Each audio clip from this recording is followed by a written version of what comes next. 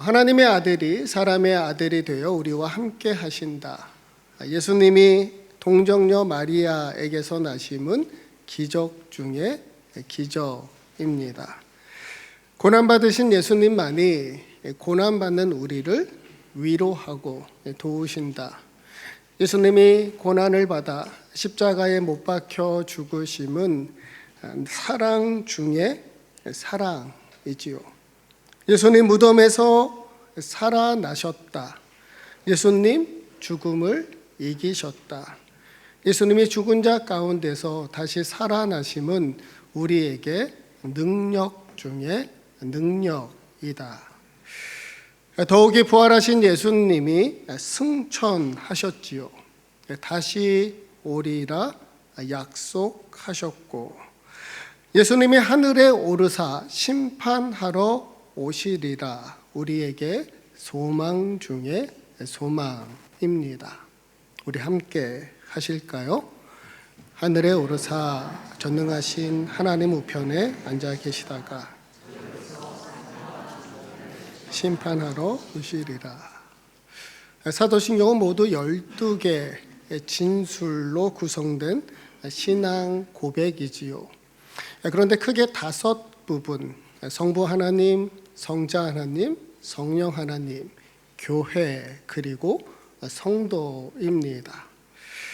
순서상 성부 하나님이 가장 먼저이지만 내용상 사도신경의 중심은 예수 그리스도입니다. 기독교 신앙, 복음의 핵심이 예수 그리스도시니까 오늘은 성자 하나님에 대한 마지막 진술, 예수님의 승천과 재림입니다. 지난주에 말씀드렸지요. 우리 기독교 신앙은 부활 신앙이다. 제가 과천에 있었을 때 저에게 부활은 늘 가까운 곳에 있었습니다. 교회에 가면 날마다 부활을 만나고 부활을 바라보고 부활을 말하고 정부활 목사님, 함께 사역하던 목사님 이름이 부활입니다. 더 놀라운 사실은 그분의 동생이 있는데 승천이랍니다. 부활 승천. 만약 셋째 동생이 있었다면 재림 아니었을까요? 우리는 2개의 부활절 사이에 살아가고 있습니다. 정말 부활은 예수님의 부활로부터 시작해서 우리 성도의 부활로 맞춰지니까 예수님의 부활과 우리의 부활 그 사이에 오늘도 우리가 살아가고 있다. 그뿐만 아니라 우리는 2번의 강림 사이를 살아가고 있습니다. 예수님의 초림과 예수님의 재림, 세상을 구원하기 위해 예수님의 처음 오심과 세상을 심판하기 위해 다시 오심, 그 사이에 오늘도 우리가 살아갑니다. 그런 의미에서 우리 기독교 신앙은 다른 말로 종말론적 신앙이다. 그래서 사도신경이 고백하는 예수 그리스도는 3 단어로 요약됩니다. 낮아지심, 올려지심, 다시 오심. 낮아지심, 올려지심, 다시 오심. 종교개혁가 마틴 루터가 말했지요. God makes him small. 하나님은 예수님을 작게 만드셨다. 본디 예수님은 하나님의 아들이면서 하나님이시지요. 가장 높은 분이 가장 낮은 곳으로 내려오셨으니까 하나님의 아들이 사람의 아들로 살아가셔야 했으니까 스스로 비우고 낮추고 심지어 십자가 고난과 죽음 음부에까지 내려가셨으니까 예수님의 낮아지심입니다. 그러나 사흘째 되는 날에 예수님 다시 살아나셨지요. 부활의 첫 열매, 첫 신호탄이 되셨다. 전혀 새로운 몸으로 부활하셔서 하늘에 오르사 하나님 우편에 앉으셨지요. 모든 이름 위에 뛰어난 이름, 하늘과 땅에 있는 모든 이들이 경배하는 이름, 예수 그리스도를 주라 칭하고 높이셨다. 예수님의 올려지심입니다. 낮아지고 올려지신 예수님, 반드시 다시 오리라 약속하셨지요. 세상의 구원자께서 세상의 심판자로 다시 오시리라. 그날이 오면 하나님의 나라가 완성될 것이다. 여러분, 세상은 영원하지 않습니다. 시작이 있기에 끝이 있지요. 요람에서 무덤까지 언젠가는 우리도 죽음을 피할 수 없고, 세상 모든 역사도 마지막 날 종말을 맞이할 테겠지요. 그렇게 산 자와 죽은 자, 세상을 심판하기 위해 우리 주님 다시 오시리라. 예수님의 다시 오심입니다. 본문 9절 말씀 우리 함께 읽겠습니다. 이 말씀을 마치시고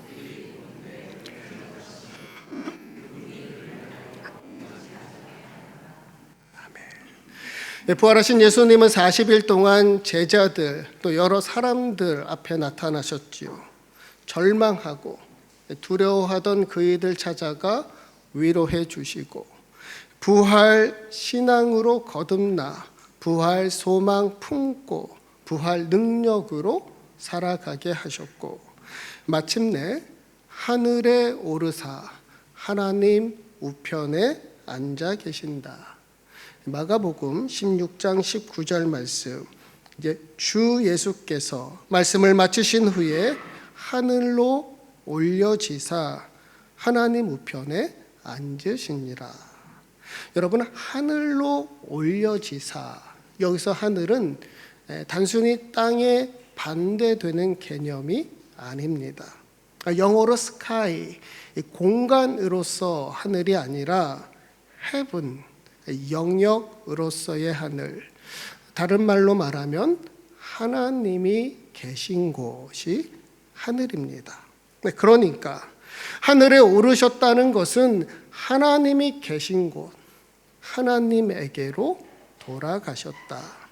본래 계셨던 그 예수님의 자리, 하나님 우편에 앉으셨다는 말입니다. 어느 집사님 물으시더군요. 왜 예수님은 세상을 떠나 하늘로 올라가셔야만 했나요? 부활하신 몸으로 더 크고 놀라운 사역 하실 수도 있고, 부활하신 주님과 함께라면 제자들, 성도들 환난과 핍박, 고난과 고통 받지 않을 수도 있었을 텐데 왜 예수님은 승천하셨을까요? 여러분, 예수님은 왜 승천하셨을까요? 세 가지 이유 말씀드립니다. 예수님이 승천하신 이유, 첫 번째, 하나님 구원 사역이 성취되었다, 승인하기 위함입니다. 예수님 우리를 구원하기 위해 이 땅에 오셨지요. 십자가 고통과 죽음을 통해 우리의 모든 죄 사하시고 하나님의 사랑 확증하셨다. 죽은 자 가운데서 다시 살아나심으로 하나님의 능력 보여주시고 승천하심으로 이 땅에서 오신 목적 다 이루었다는 하나님의 승인입니다. 그러니까 예수님의 승천은 하나님의 승인이다. 예수님의 승천 두 번째 이유, 예수님은 오늘도 우리를 도우시고 돌보시기 위함이다. 승천하신 예수님 하나님 우편에 앉으셨지요. 하늘에 오르사 전능하신 하나님 우편에 앉아 계시다가 여기서 앉아 계시다 현재형입니다. 그냥 과거에 앉으셨다가 아니라 지금도 오늘도 하나님 우편에 앉아 계신다.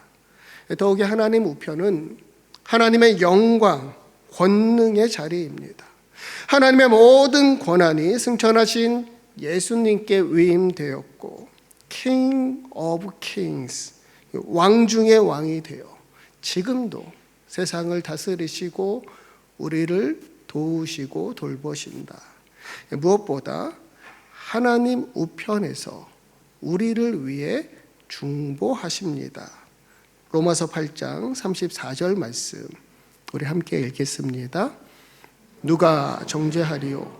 죽으실 뿐 아니라 다시 살아나신 이는 그리스도 예수시니 그는 하나님 우편에 계신 자요 우리를 위하여 강구하시는 자시니라. 예수님은 우리를 위한 천상의 중보자입니다. 하나님 우편에 앉아 우리를 위해 우리의 기도를 하늘 아버지께 강구하십니다. 해서 우리가 기도할 때마다 여러분 마지막 어떻게 기도하나요? 예수님 이름으로 기도합니다. 예수님께서 우리의 중보자가 되어 강구해 주시니 하나님 아버지께서도 거절하지 않으시고 응답해 주시리라.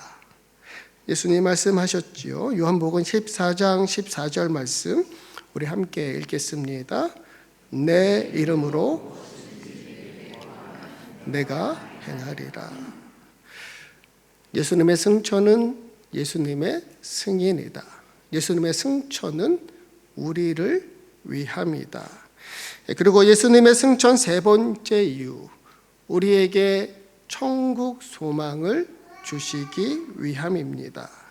라틴어 메멘토 모리, 너의 죽음을 기억하라. 내가 반드시 죽는다는 걸 기억하라. 그렇지요. 우리 인생 영원하지 않습니다. 모든 육체가 풀과 같고 잠깐 보이다가 없어지는 안개와 같지요. 그렇다고 이 땅에서의 삶이 끝은 아니지요. 결코 의미 없는 인생도 아니고 우리 일생이 되고 일생이 영생으로 이어지리라. 우리 일생이 되고 일생이 영생으로 이어지리라. 예수님의 승천은 그렇게 우리가 거할 영원한 처소를 준비하시기 위함입니다. 그러니까 우리에게는 천국 소망이 있다.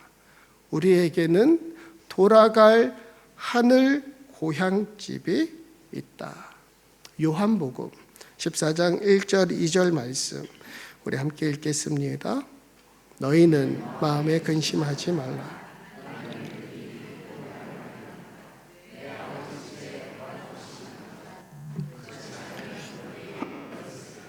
내가 너희를 위하여 거처를 예비하러 가노니. 영국 시인 프레드릭 랭브리지의 말입니다. 두 사람이 같은 창살 너머로 바깥을 내다본다.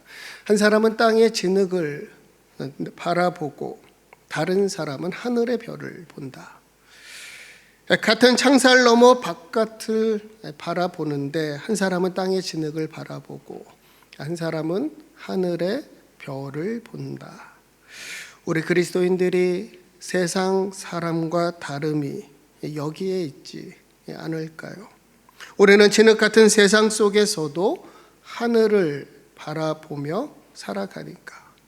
우리는 세상 속에서 살아가지만 세상에 속한 사람은 아니니까. 물론 세상과 분리되거나 무관하게 살아서는 안 되지만 세상 사람들과 다르게 구별되고 거룩하게 살아가야지요. 더욱이 우리의 시민권은 하늘에 있으니까. 정교구에서 예수님과 함께 영생을 누려야 하니까. 땅의 것을 생각하지 말고 위의 것을 생각하라. 땅의 것을 탐하지 말고 위의 것을 찾으라. 본문 11절 말씀 우리 함께 읽겠습니다. 이르되 갈릴리 사람아 어찌하여 서서 하늘을 쳐다보느냐.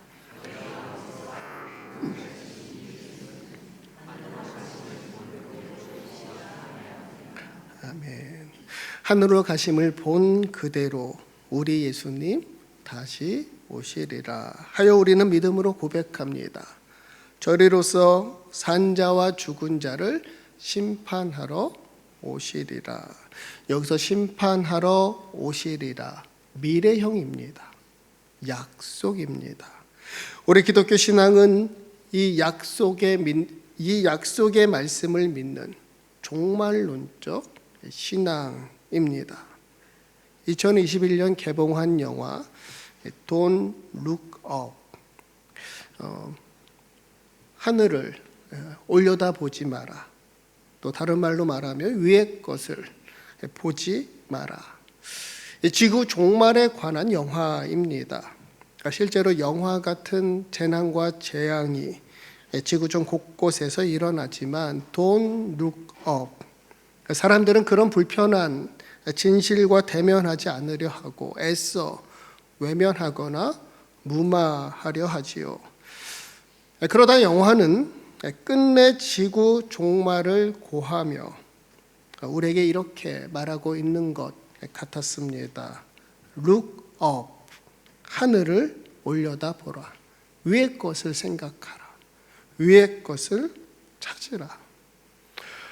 영화는 영화일 뿐입니다. 영화처럼 지구 종말이 올지 알 수 없지만 말씀처럼 우리 주님 다시 오시리라 믿습니다. 언제 어떻게 주님 다시 오실지 모르지만 그날은 반드시 오리라. 그날이 오면 우리의 모든 눈물 닦아주시고 다시는 사망이나 애통이나 곡하는 것이나 아픈 것이 없는 새하늘 새 땅이 되리라.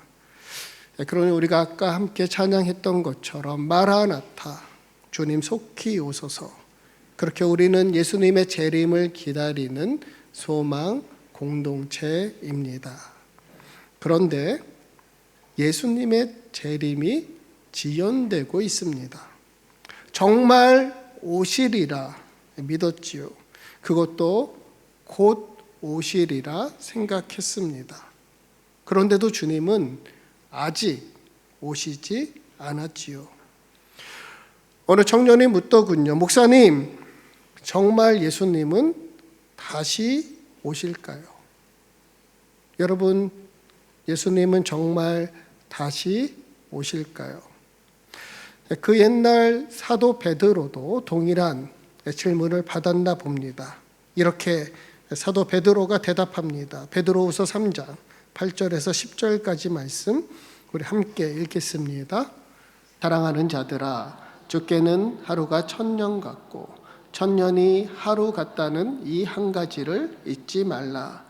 주의 약속은 어떤 이들이 더디다고 생각하는 것 같이 더딘 것이 아니라 오직 주께서는 너희를 대하여 오래 참으사 아무도 멸망하지 아니하고 다 회개하기에 이르기를 원하시느니라. 그러나 주의 날이 도둑같이 오리니. 베드로후서는 사도 베드로의 유언과도 같은 말씀입니다. 자신의 마지막 날을 바라보며 남아있는 믿음의 형제 자매들을 위한 말씀이지요. 특히 예수님의 재림이 더디다고 생각하는 이들, 또 재림을 불신하는 이들, 비웃고 조롱하는 이들에게 당부합니다. 우리 예수님 반드시 다시 오시리라. 그것도 도둑같이 오리라. 여러분, 영화 암살의 마지막 장면 기억하시나요? 독립운동하던 동료들을 배신한 염석진 역을 맡은 이정재에게 이모균 역을 맡은 전지현이 묻습니다. 왜 동지를 팔았나? 염석진이 대답하지요. 몰랐으니까. 해방될 줄 몰랐으니까. 알면 그랬겠나. 우리에게는 2000년이란 기다림이 상당히 긴 시간입니다. 그러나 주님께는 단 이틀밖에 되지 않았어요. 게다가 지연된 예수님의 재림은 우리에게 아직도 구원의 기회가 남아 있다는 거니까 예수님의 재림이 더디다고 의심하거나 불신하지 말라. 거짓된 종말 신앙에 현혹되지 말라. 그때 가서 주님 다시 오실 줄 몰랐으니까 변명하지도 말라. 그날이 도둑같이 오리니 깨어 있으라. Look up. 지금도 하나님 우편에 앉아 계시는 그 주님 바라보며 위의 것을 찾으라. 다시 오실 주님 약속의 말씀에만 우리의 소망을 두라. 마치 오늘이 우리의 마지막 날인 것처럼 선하고 아름답게 살아가라. 바라기는 이 종말 신앙으로 오늘도 주 예수 그리스도와 동행하며 날마다 영생을 누리는 저와 여러분, 우리 시드니 소망 공동체 되기를 주님의 이름으로 축복합니다. 아멘.